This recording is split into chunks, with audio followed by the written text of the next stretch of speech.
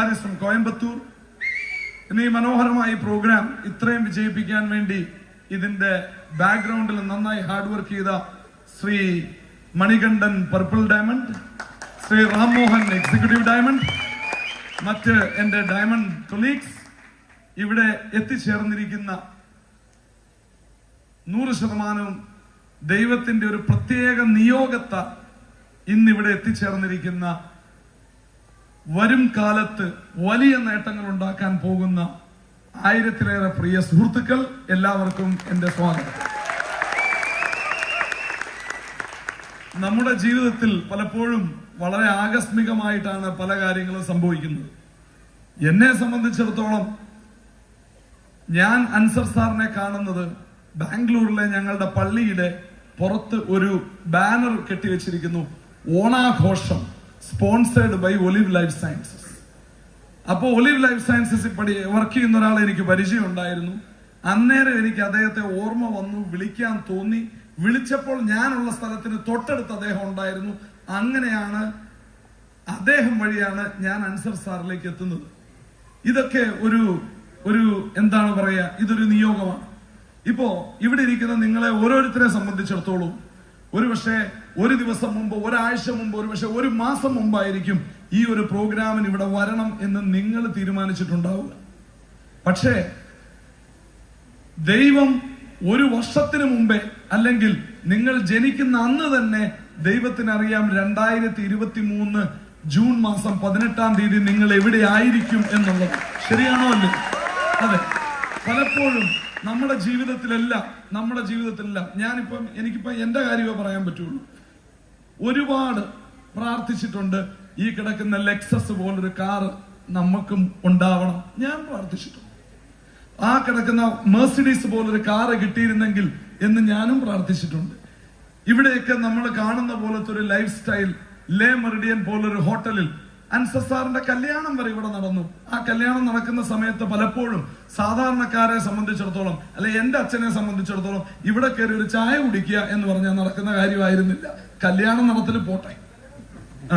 അപ്പോ ഇതൊക്കെ വെച്ച് നമ്മളെല്ലാവരും പ്രാർത്ഥിച്ചിരുന്നു, ദൈവമേ ഒരിക്കലെങ്കിലും എനിക്കും നീ ഒരു അവസരം തരണമേ. ശരിയാണോ അല്ലയോ?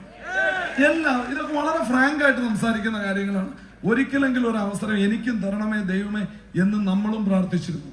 അതിനുശേഷം ഇതുപോലൊരു പ്രോഗ്രാമിലേക്ക് നമ്മൾ ഇവിടെ എത്തിയത് ആകസ്മികം എന്ന് നമുക്ക് എഴുതി തള്ളാൻ പറ്റുമോ? പറ്റില്ല സുഹൃത്തുക്കളെ. ദൈവത്തിന് നേരിട്ട് നമ്മുടെ വീട്ടിലേക്ക് പൈസ കൊറിയറായിട്ട് അയക്കാൻ പറ്റില്ല. ഇതുപോലൊരു അവസരത്തിന്റെ രൂപത്തിലെ നമ്മളെ രക്ഷപ്പെടുത്താൻ ദൈവത്തിനാവൂ. അതിനായി നമ്മളെ ഈ ദിവസം ഇവിടത്തേക്ക് അയച്ചു. അങ്ങനെ നമ്മൾ ഇവിടെ എത്തി. അങ്ങനെ വേണം നമ്മൾ ഇത് വിശ്വസിക്കാൻ. ശരിയാണോ അല്ലേ? അതെ, അങ്ങനെ വേണം വിശ്വസിക്കാൻ. അങ്ങനെ വിശ്വസിച്ച് നമ്മൾ ഇവിടെ വന്നു. ഇവിടെ വന്നു കഴിയുമ്പോഴോ ഇവിടെ എന്തൊക്കെ പറഞ്ഞാലും, ഇതിപ്പം സിഗ്നേച്ചർ 9 അല്ല 19 ആണെങ്കിലും ശരി, ചില ആളുകളെ സംബന്ധിച്ചിടത്തോളം ഒരു സിനിമയില് നായിക പറഞ്ഞൊരു ഡയലോഗാണ്. നായിക സംവിധായകനോട് ചോദിച്ചു, ആരാണ് സിനിമയിലെ നായകൻ? അപ്പോൾ സംവിധായകൻ പറഞ്ഞു, രാജപ്പനെ അറിയില്ലേ? രാജപ്പനാണ് നായകൻ. ഇലക്ട്രിക് ഷോക്ക് കൊടുത്താൽ പോലും ഒരു ഭാവവും വരാത്ത രാജപ്പനാണോ ഈ സിനിമയുടെ നായകൻ എന്ന് നായിക അത്ഭുതത്തോടു കൂടി ചോദിക്കുന്ന ഒരു സീൻ ആ സിനിമയിലുണ്ട്. അപ്പോ അങ്ങനെ ഇവിടെ എന്ത് നടന്നാലും ചില ആളുകൾക്ക് ഒരു എക്സൈറ്റ്മെന്റും ഇല്ല. ചില ആളുകൾ ഡാൻസ് ചെയ്യുന്ന സമയത്തും ചില ആളുകൾ അവിടെ കുനിഞ്ഞിങ്ങനെ ഇരിക്കുന്നു. ഇവരുടെ മനോവികാരം എന്തെന്ന് ഞാൻ പറയാം. ഞാൻ അവരെ തെറ്റു പറയുന്നതല്ല, അവരുടെ മനോവികാരം ഞാൻ പറയാം. 10-20 വർഷമായിട്ട് ഞാനൊരു മിഡിൽ ക്ലാസ്സുകാരനാണ്. എന്റെ അച്ഛൻ മിഡിൽ ക്ലാസ്, എന്റെ അപ്പൂപ്പൻ മിഡിൽ ക്ലാസ്, എന്റെ അയൽവാസി മിഡിൽ ക്ലാസ്, ഞാനും മിഡിൽ ക്ലാസ്. ഞാൻ ജനിച്ചത് മിഡിൽ ക്ലാസ്, ഇപ്പോൾ മിഡിൽ ക്ലാസ്, മരിക്കുന്നതും മിഡിൽ ക്ലാസ്. ഇതിനൊരു മാറ്റം വരാൻ പോകുന്നില്ല. ശ്രീ റസൂൽ ഹാരിസ് പറഞ്ഞു, നിങ്ങൾ ഇവിടെ പറയുന്നത് പോലെ ബിസിനസ് ചെയ്യൂ, 1 വർഷം കൊണ്ട് കാര്യങ്ങൾ മാറും. അയാൾക്ക് മാറുമായിരിക്കും, എനിക്ക് മാറില്ല. ഇതിലിങ്ങനെ നിൽക്കുകയാണ്. ഇതിന് കാരണം നമ്മളെല്ലാം ചെറുപ്പത്തിൽ കേട്ടിട്ടുള്ള പോലെ, കുട്ടിയായിരിക്കുമ്പോൾ ആനയെ ഒരു ചെറിയ ചങ്ങലയിൽ തടഞ്ഞിട്ടു. പിന്നീട് വലുതായി കഴിയുമ്പോഴും ആ ചങ്ങല മതി. കാരണം ചെറുപ്പത്തിൽ പൊട്ടിക്കാൻ നോക്കിയിട്ട് അതിനെ പൊട്ടിക്കാൻ പറ്റിയില്ല. അപ്പൊ വലുതാകുമ്പോൾ ഇത് പൊട്ടിക്കാൻ പറ്റില്ല എന്ന് ഇത് വിശ്വസിച്ച് അതിനുവേണ്ടി ഒരു ചെറിയ ശ്രമമെങ്കിലും നടത്തിയിരുന്നെങ്കിൽ അതിനാ ചങ്ങല പൊട്ടിക്കാൻ കഴിയുമായിരുന്നു. ഇതുപോലുള്ള മൈൻഡ് ബ്ലോക്കുകളുമായിട്ടാണ് ആളുകൾ ജീവിക്കുന്നത്. വളരെ വ്യക്തമായിട്ടൊരു കാര്യം പറയാം, ഒരു ബിസിനസ്സിനകത്ത് നമ്മൾ വിജയിക്കണമെങ്കിൽ, ഏത് ഫീൽഡിൽ വിജയിക്കണമെങ്കിലും ആദ്യം നമുക്ക് വേണ്ടുന്നത് എന്താണ്? ഒരു എക്സൈറ്റ്മെന്റ് വേണം. ശരിയാണോ അല്ലയോ?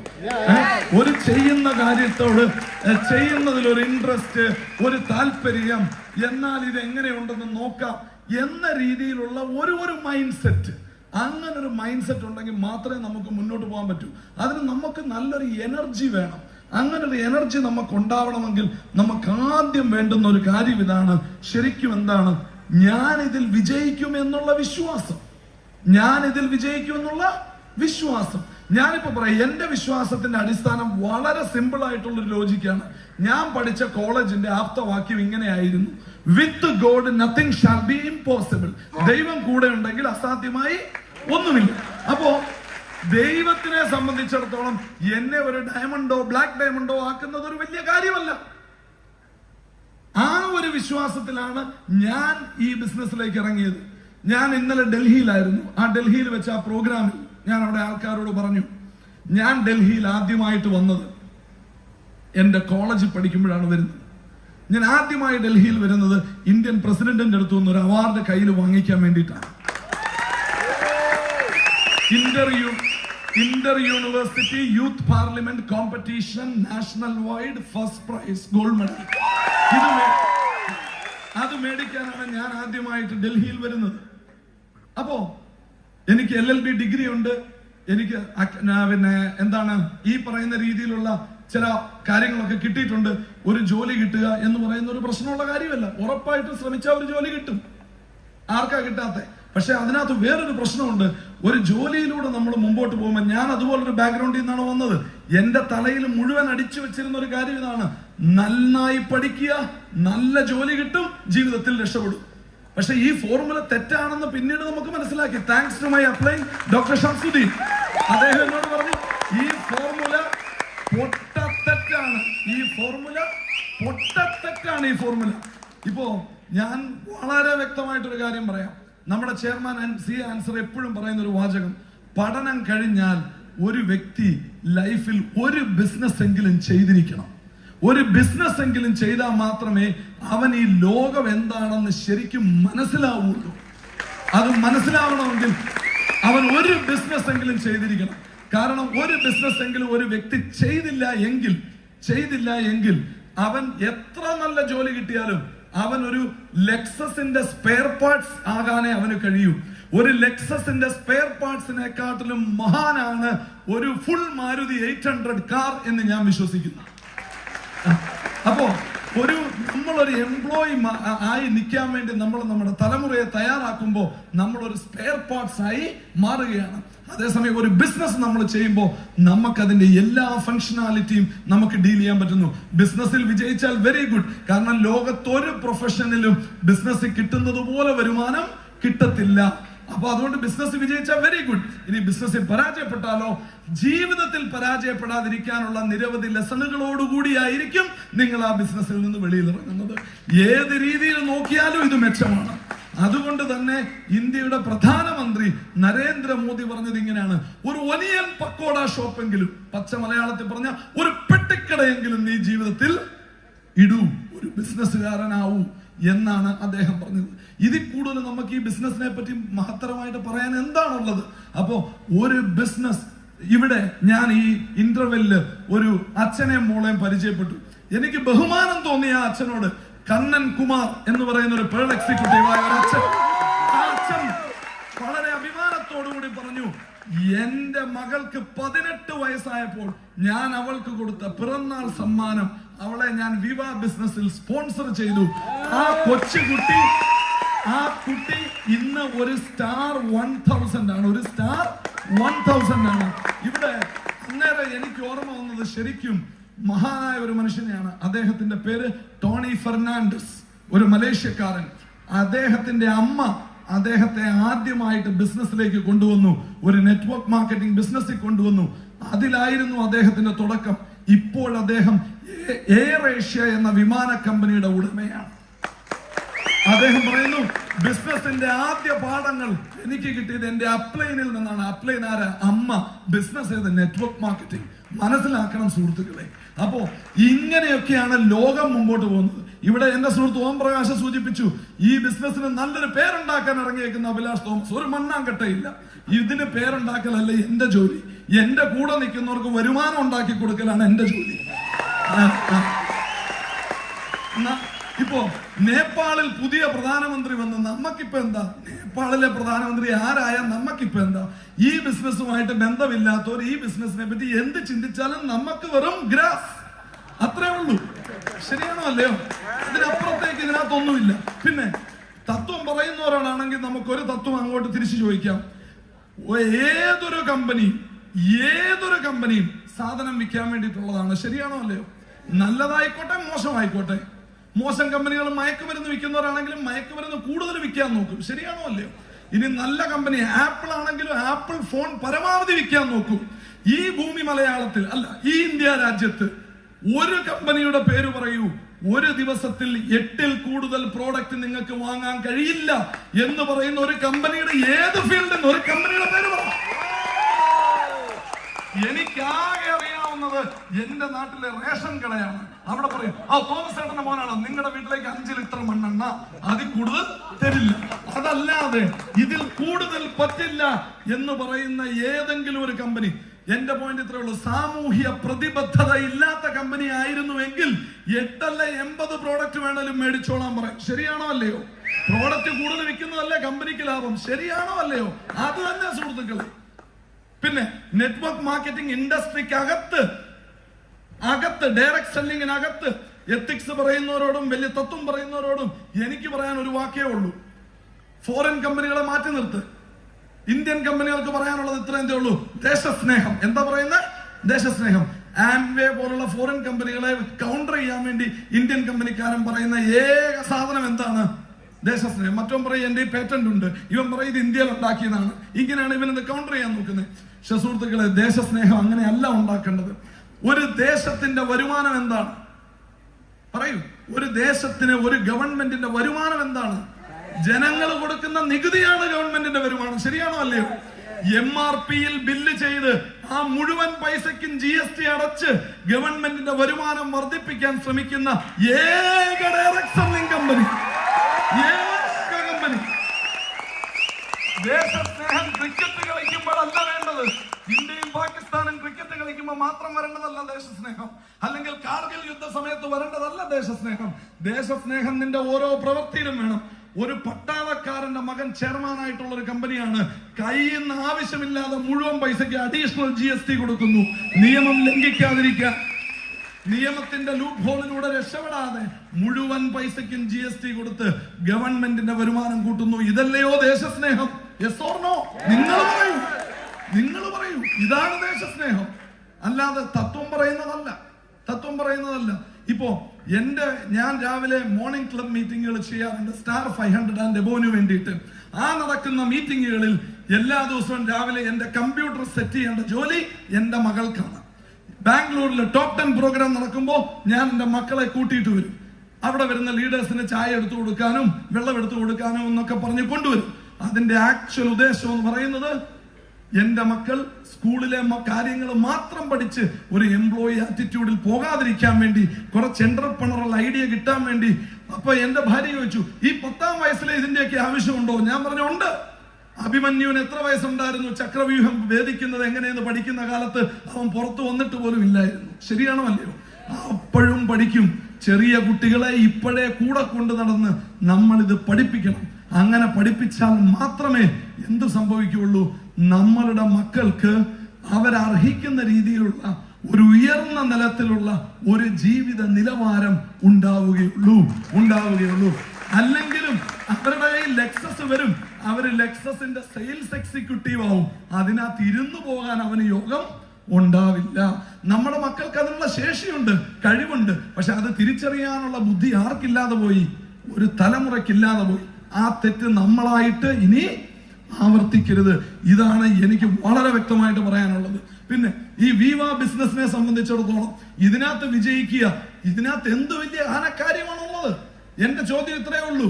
ഈ ബിസിനസ്സിലേക്ക് ഒരാളെ റിക്രൂട്ട് ചെയ്യാൻ ഒരാളുടെ അടുത്ത് ചെല്ലുമ്പോൾ ഡയറക്ട് സെല്ലിംഗ് ഇൻഡസ്ട്രിയിൽ ആൾക്കാരുടെ ഒന്നാമത്തെ പരാതി, ആൾക്കാർ പറയുന്ന ആദ്യത്തെ ഒബ്ജക്ഷൻ, എന്റെ കയ്യിൽ കാശില്ല. ഇവിടെ ആ പ്രശ്നമുണ്ടോ? കാശില്ലെങ്കിൽ very good, you are qualified. ശരിയാണോ അല്ലയോ? 0 പൈസ മുതൽ മുടക്കി തുടങ്ങാം. ശരിയാണോ അല്ലയോ? ഇനി പൈസ ഉണ്ടെങ്കിൽ മുടക്കാൻ പറ്റുമോ? പറ്റില്ല. നിന്റെ പൈസ ഉണ്ടേ പോലും ഇവിടെ മുടക്കാൻ പറ്റില്ല. ഇവിടെ കടം മേടിച്ച് തുടങ്ങേണ്ട കാര്യമില്ല. പൈസ ഉണ്ടേ പോലും മുടക്കാൻ പറ്റില്ല. 5 പൈസ മുടക്കാതെ നിനക്കൊരു ബിസിനസ് ആരംഭിക്കാം. ഈ ബിസിനസ്സിലേക്ക് നീ കടന്നു വന്നതിന് ശേഷം നീ ഒരു VRO അറ്റൻഡ് ചെയ്യൂ. ഇന്നലെ ഞാൻ ഡൽഹിയിൽ ഒരു VRO പ്രസന്റ് ചെയ്യാൻ വേണ്ടിയിട്ടാണ് പോയത്. എനിക്കറിയാവുന്ന ഹിന്ദി ഞാൻ അവിടെ ബോൾത്തി, ആൾക്കാർക്ക് കാര്യങ്ങൾ മനസ്സിലായി. അപ്പോ ആ പ്രോഗ്രാമിൽ വെച്ച് ഞാൻ ആൾക്കാരോട് പറഞ്ഞു, നിങ്ങൾ ചെയ്യേണ്ടത് എന്താണ്?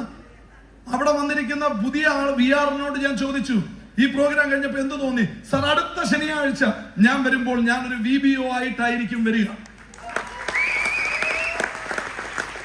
നിങ്ങൾ കാര്യം മനസ്സിലാക്കണം. അതായത് ഒരു വ്യക്തമായി ഹിന്ദി പറഞ്ഞു കൊടുക്കാൻ പറ്റാത്ത ഒരാളുടെ ഹിന്ദി കേട്ടിട്ട് പോലും ഒരു VBO ആകാൻ തയ്യാറായി. അപ്പോ നമ്മുടെ ജോലി എന്താ? 5 പൈസ മുടക്കില്ലാത്തൊരു ബിസിനസ്സിലേക്ക് ഒരാളെ ക്ഷണിക്കുക. ആരെ കൊണ്ടും നടക്കുന്ന കാര്യം. 2, അവനെ ഒരു VROയിൽ കൊണ്ടിരുത്തുക. അവൻ തന്നെ VBO ആയിക്കോളും. കൂടെ നിന്നൊന്ന് ഹെൽപ്പ് ചെയ്ത് കൊടുത്താൽ മാത്രം മതി. എന്താണ് ഹെൽപ്പ്? ഹെൽപ്പും പ്രവൃത്തിയും രണ്ടും രണ്ടാണ്. ഈ കാണുന്ന ഒരു ടേബിൾ കയ്യിൽ പിടിച്ച് പൊക്കി നിൽക്കുന്നത് ഒരു പ്രവൃത്തി. അയാളുടെ കൈ മടുക്കുമ്പോൾ 2 കൈയിലും ഒന്ന് സപ്പോർട്ട് ചെയ്ത് കൊടുക്കുന്നതിനെയാണ് സഹായം എന്ന് പറയുന്നത്. ശരിയാണോ അല്ലയോ? ആ ജോലി മാത്രം നമ്മൾ ചെയ്താൽ മതി. അവൻ തന്നെ അത് പൊക്കിക്കോളും. അവനെ ഒന്ന് സഹായിച്ചു കൊടുത്താൽ മതി. തുടർച്ചയായി ഞാൻ പറഞ്ഞു, ഡൽഹിയിലെ ആദ്യത്തെ VRO ആണ് ഇന്നിവിടെ നടക്കുന്നത്.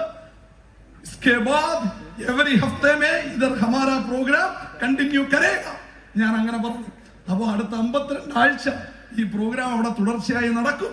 നിങ്ങൾ ചെയ്യേണ്ടത് ഇത്രമാത്രം, എല്ലാ പ്രോഗ്രാമിനും വരിക. 2, ഈ പ്രോഗ്രാമിൽ പറയുന്ന കാര്യങ്ങൾ ചെയ്യുക. ഇത് 2വേ ഉള്ളൂ. എല്ലാ പ്രോഗ്രാമിനും വരിക, പ്രോഗ്രാമിൽ പറയുന്ന കാര്യങ്ങൾ ചെയ്യുക. പ്രോഗ്രാമിൽ എന്ത് കാര്യമാണ് പറയുന്നത്? ഒരു കാര്യം, R3 ചെയ്യുക. ഈ ബിസിനസ്സിൽ വിജയിക്കാൻ ഒരേ ഒരു വഴി, R3 ചെയ്യുക. അത് ചെയ്യാതെ നിങ്ങൾ എങ്ങനെയൊക്കെ നോക്കിയാലും ഈ ബിസിനസ്സിൽ നിങ്ങൾ വിജയിക്കില്ല. കാരണം ഷർട്ടിന്റെ ആദ്യത്തെ ബട്ടൺ അത് കറക്റ്റ് ആയിട്ട് ഇട്ടാൽ മാത്രമേ, അതിടാതെ ബാക്കി എങ്ങനെയൊക്കെ ശ്രമിച്ചാലും ബാക്കിയുള്ള ബട്ടൺ ഒന്നും നേരെ വീഴില്ല. അപ്പോ ആദ്യത്തെ ബട്ടൺ എന്ന് പറയുന്നത്, നിങ്ങൾ ഈ ബിസിനസ്സിൽ R3 ചെയ്യണം. എന്ന് വരെ ചെയ്യണം? നിങ്ങളുടെ ID കണ്ടിന്യൂസ് സീലിംഗ് ആവുന്നത് വരെ ചെയ്യണം. എനിക്കൊരാളെ പരിചയപ്പെടുത്താനുണ്ട്. 1 മാസം മുമ്പാണ് ഞാൻ അദ്ദേഹത്തെ പറ്റി മനസ്സിലാക്കിയത്. വളരെ ഇൻട്രസ്റ്റിംഗ് ആയിട്ടുള്ള ഒരു മനുഷ്യൻ. അദ്ദേഹം ഒരു കമ്പനിയിൽ 2001 സൈനപ്പ് ചെയ്തു. ഒരൊറ്റ കമ്പനിയിൽ 22 വർഷമായിട്ട് ഒരേ കമ്പനിയിൽ വർക്ക് ചെയ്യുന്നു. അദ്ദേഹത്തിന്റെ ഒരു മാസത്തെ വരുമാനം, ഞെട്ടരുത്, ഒരു മാസത്തെ വരുമാനം 10 കോടി ഇന്ത്യൻ റുപ്യ. 10 കോടി ഇന്ത്യൻ റുപ്യ. 75 ഡയറക്റ്റ് ലെഗ്. എത്ര ലെഗ്? 75 running leg. എന്താണ് അദ്ദേഹത്തിന്റെ ബിസിനസ് സ്ട്രാറ്റജി? സിമ്പിൾ. ഞാൻ ഒരാളെ സ്പോൺസർ ചെയ്യും. അടുത്ത 3 മാസം ഞാൻ അയാളോടൊപ്പം മാത്രം പ്രവർത്തിക്കും. ആ 3 മാസത്തിനുള്ളിൽ അവൻ ശരിയാവാനാണ് ശരിയാവും. അവൻ ശരിയായാലും ശരിയായില്ലെങ്കിലും 3 മാസം കഴിഞ്ഞാൽ ഞാൻ അടുത്തയാളെ സ്പോൺസർ ചെയ്ത് അടുത്ത 3 മാസം അയാളോടൊപ്പം. കഴിഞ്ഞ 22 വർഷമായിട്ട് അദ്ദേഹത്തിന്റെ സ്ട്രാറ്റജി. ആ കമ്പനിയുടെ ടോപ്പ് റാങ്കിന്റെ തൊട്ട് താഴെയാണ് അദ്ദേഹം നിൽക്കുന്നത്. ടോപ്പ് റാങ്കിൽ എത്തുന്ന 100 ലെഗ് വേണം. അതിനുവേണ്ടി അദ്ദേഹം പ്രവർത്തിച്ചുകൊണ്ടിരിക്കുന്നു. അന്വേഷിച്ച് പോയിട്ട് കാര്യമില്ല. ഇംഗ്ലീഷ് അറിയില്ല. ജർമ്മൻകാരനാണ്. ജർമ്മനിയിലാണ് ഇത് നടക്കുന്നത്. വലിയ സ്ട്രാറ്റജി ഒന്നുമില്ല. ഇത്രയേ ഉള്ളൂ സ്ട്രാറ്റജി. എനിക്ക് ജർമ്മൻ അറിഞ്ഞുകൂടാ. അത്രേ നമുക്ക് അദ്ദേഹത്തോട് പറയാൻ പറ്റൂ. കാരണം അദ്ദേഹത്തിന് ഇംഗ്ലീഷ് അറിയില്ല. അപ്പോ ഇങ്ങനെ ബിസിനസ് ചെയ്യുന്ന ആളുകൾ നമ്മൾ മനസ്സിലാക്കണം. ഒരു ഇന്ത്യൻ ഡയറക്ട് സെല്ലറുടെ പ്രൊഡക്ടിവിറ്റി ഒരു മാസത്തിൽ 2000 രൂപയാണെങ്കിൽ ഒരു ജർമ്മൻകാരൻ്റെത് 1 ലക്ഷം രൂപയാണ്. ജർമ്മനിയിൽ ഡയറക്ട് സെല്ലിംഗ് ചെയ്യുന്ന ഒരാൾ ഇന്ത്യയിൽ ചെയ്യുന്ന 50 പേർക്ക് തുല്യമാണ്. അപ്പൊ നമുക്ക് അവരിൽ നിന്നൊക്കെ ഒത്തിരി പഠിക്കാനുണ്ട്. Germans are not stupid. They manufacture Mercedes, BMW, Siemens belongs to Germany. Germany is a phenomenal nation. Extremely high productivity. നമുക്ക് ഒത്തിരി പഠിക്കാനുണ്ട് അവരിൽ നിന്നും. അപ്പോ ആ ഒരു മോഡലിലുള്ള ഒരു ഡയറക്ട് സെല്ലിംഗ് ബിസിനസ് ഇവിടെ കൊണ്ടുവരാനും സ്ഥാപിക്കാനും നട്ട് നനച്ചു വളർത്താനുമാണ് നമ്മൾ ഉദ്ദേശിക്കുന്നത്. എന്തുകൊണ്ടാണെന്ന് ചോദിച്ചാൽ ഞാൻ വളരെ വ്യക്തമായിട്ട് ഞാൻ പറയാം പ്രിയ സുഹൃത്തുക്കളെ, നമ്മുടെ നാട്ടിൽ കേരളത്തിൽ കോട്ടയം ജില്ലയിൽ ഒരു സ്ഥലമാണ് കൈപ്പുഴ. കോട്ടയം ജില്ലയിൽ ഒരു സ്ഥലമാണ് കൈപ്പുഴ. ഞാൻ മനസ്സിലാക്കിയിടത്തോളം അവിടെ 200 വീടുകൾ വിൽക്കാൻ കിടക്കുന്നു. എത്ര വീടുകൾ? 200 വീടുകൾ. ഇതുപോലത്തെ ഒരുപാട് സ്ഥലങ്ങൾ ഇപ്പൊ കേരളത്തിലുണ്ട്. കാരണം അച്ഛനും അമ്മയ്ക്കും പ്രായമായി, മക്കളെല്ലാം വിദേശത്ത്. അപ്പോ ഈ ഒരു ട്രെൻഡാണ് ഇവിടെ നടക്കുന്നത്. അപ്പൊ നമ്മൾ മനസ്സിലാക്കേണ്ട ഒരു കാര്യം, ഇവിടെ കിടക്കുന്ന ഡയമണ്ട്സ് കാണാതെ നമ്മൾ വിദേശത്തുള്ള സിൽവർ പെറുക്കാൻ പോവുകയാണ് നടന്നുകൊണ്ടിരിക്കുന്നത്. ഇവിടെ എത്രയോ ഓപ്പർച്യൂണിറ്റീസ് ഉള്ള ഒരു നാടാണ്. അപ്പോ ഒരു വ്യക്തിയെ സംബന്ധിച്ചിടത്തോളം ലോകത്തിന്റെ ഏത് കോണിലാണെങ്കിലും ഏറ്റവും best career option is entrepreneurship.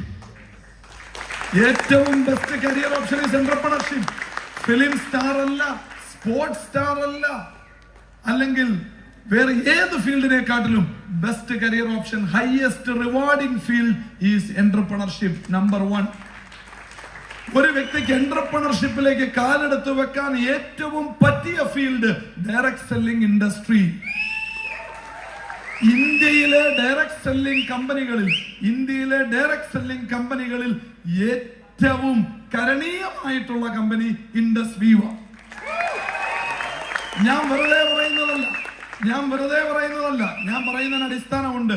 ഒരു ബിസിനസ് പ്ലാനിൽ ഇന്നേ വരെ ലോകത്തിറങ്ങിയിട്ടുള്ള ബിസിനസ് പ്ലാനുകളിൽ ഏറ്റവും കൂടുതൽ ഇൻകം കൊടുക്കാൻ പറ്റുന്ന business plan 2 leg income plan ആണ്. Binary plan. No plan can beat binary.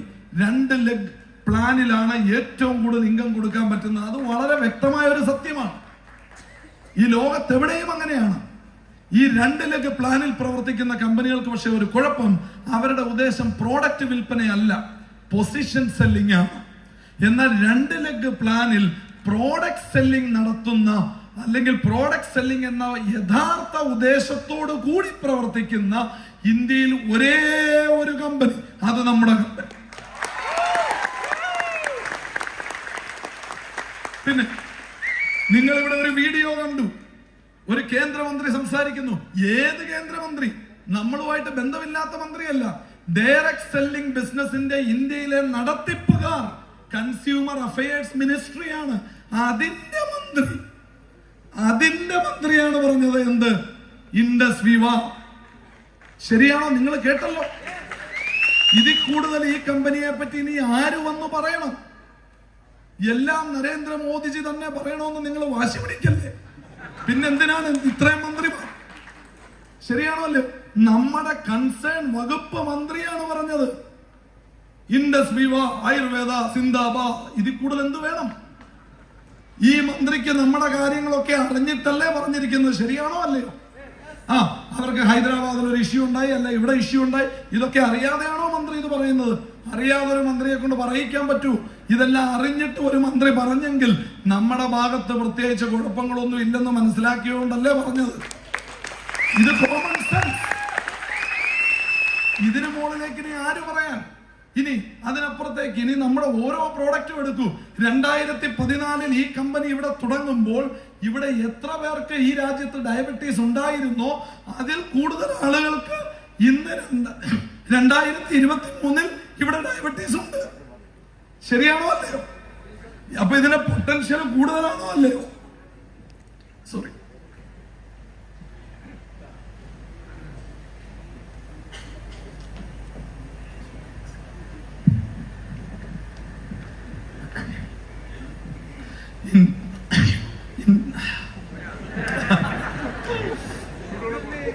All right. Is it better now? In 2014, when we started, how many people had diabetes in this country? When you compare to 2023 has more number of diabetic people than 2014. means potentially is more, potentially is increasing. Do you think it is hard to find a customer for iSlim? No. People are spending the highest amount of money for cosmetics. Do you think it is hard to find a customer for iGlow? Definitely not. Each product is a $1 billion baby. Utilize it. Open your mouth. Speak out. That is the only thing we need to do. So, trust me, my dear friends. Let me conclude with one single message I just want to tell you. This is a chance. This is a chance. Please stop bothering about evaluating whether Indus Viva is the best. Indus Viva is going on the right track. Will Indus Viva go beyond 21st century? Please don't bother about it. These all are already proven and tested and cleared. Proven and tested and cleared. With one single word I can say, the legal crisis what we had in 2021 in Hyderabad, if it was any other company in our position, they wouldn't have survived. They wouldn't have survived. What more proof you want? What more proof you want? We have managed it and we are out of it. We are still standing tall. So, still standing tall. And our new Wives magazine is coming. For your surprise, the cover page of the new Wives magazine is the Central Minister. So, what I am trying to say, a company of that kind, something which you can rely on like a government organization. Like a government organization. That much you can rely upon. So, you have made up your mind to go ahead with Indus Viva. Now, please don't be a confused soul. Please don't be a confused soul. The problem with Indian people, genetically we are very confused people. In Kurukshetra, Arjuna had a confusion. By looking at the other side, oh, my uncle, oh, my Guruji, my cousin. By killing all these people, Lord Krishna, I don't want to become a king. Then he convinced him. That is called Bhagavad Gita. Every time you will not get a Lord Krishna with you all the time. We are not that lucky. So, please destroy all those mind blocks. Have the clarity in mind. Come what may. Next 1 year, I will do business heart and soul. Consider today, 18th June, as your starting date. Consider today is your starting date. Forget about the entire past. Today is your starting date. From today, next 1 year, I will do Viva business wholeheartedly. I will do Viva business wholeheartedly. Pick up your Viva calendar in your Viva planner. Fill every page with a Viva activity. Like that, if you do 1 year, I guarantee you, with my experience in this company, I guarantee you, nothing can stop you from earning 2.5 lakh rupee week after week. So, my dear friends, let it be very, very clear. Let it be very, very clear. I sincerely appreciate each one of you for choose to be here. You have decided to be here today. I am telling you, this is the best thing, one of the very best things you have ever done in your life. That the time will tell you, the time will prove you. I am from a middle class background. My dad is a normal farmer. My mom is a housemaker. We are 2 boys. We had got all the middle class upbringing. But what changed my life is when I attended a program like this, a speaker came on stage and whatever he said, I wholeheartedly believed it. And the Sujit Khan's signature program, when I attended a program, there was a leader like that. I also felt one day I also wanted to be like him. I also wanted to be recognized. I was actually relating me to that particular leader, which you have Sujit Khan today. If you are a new person, you are a beginner in the company, you can relate yourself. It is only a matter of time. One day, I will also hire Le Meridian. One day, I will also park a car like that in front of the hall. One day, for my program, 1,200 people will come even from Andhra Pradesh by traveling 1,200 kilometers in bus. People will come here. So with that belief, you proceed further. Nothing can stop you, dear friends. And I guarantee you, this is the best company, best product with the best compensation plan. Last 8 years, we paid more than 1,000 crore rupees as commission to people. More than 1,000 crore rupees as commission to people. Next 8 years, it is not going to be another 1,000 crore. It must be one more zero on the right side. That is what we are aiming at. So the very best platform, the life-changing day of you and your family is today. Trust that. So may God give you the wisdom to realize this and take it in the right sense and carry the spirit for the next one full year for the benefit of your own family, children, and the generation to come. So wish you good luck to everyone. Thank you so much. God bless you all.